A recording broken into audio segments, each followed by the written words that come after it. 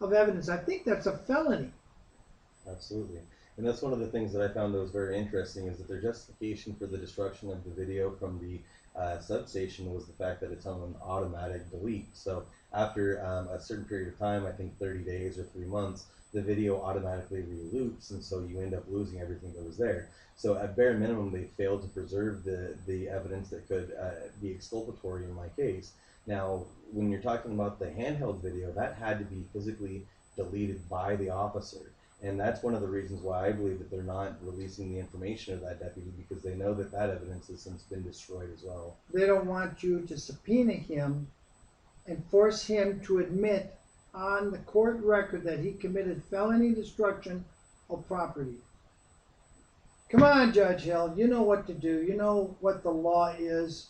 And it isn't that the prosecutors get to destroy evidence and the defendants don't get to destroy evidence. Well, they were certainly quick to preserve my phone and the recording that I was making on that, and that's why I find it highly questionable that they had no knowledge of the fact that where I was standing. There's one camera that's pointing towards the entrance of the sheriff's substation driveway. I was on the sidewalk right there, so I was not interfering with anybody. They haven't alleged I was interfering with anybody. But one of the things that they are doing is they are saying that they weren't aware that the video at the sheriff's substation that points in that direction specifically to monitor who comes in and out of the gate was important enough to preserve. At the same time, I haven't been able to have access to my phone because what they want me to do is to waive my Fifth Amendment right to everything on my phone so that I can have access to that one video.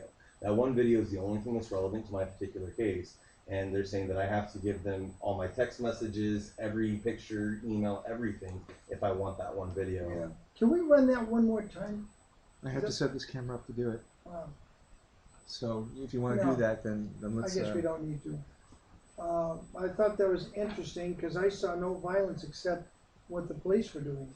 Well, right, and one of the things that it's kind of hard to watch in the video, but whenever Did that cop come up and sort of bump against you? yes, absolutely. I was standing in a public place. He approached me from behind, startled me. I was quite shocked whenever I saw him. I had a mask on, so my view of what was going on was fairly skewed. And he approached me and hit me in my chest very forcefully, to the point I almost fell back, to where I almost fell on my rear end. And then I stood up straight, and at the point that I said, "You just assaulted me," was at the point that I was then attacked from behind by another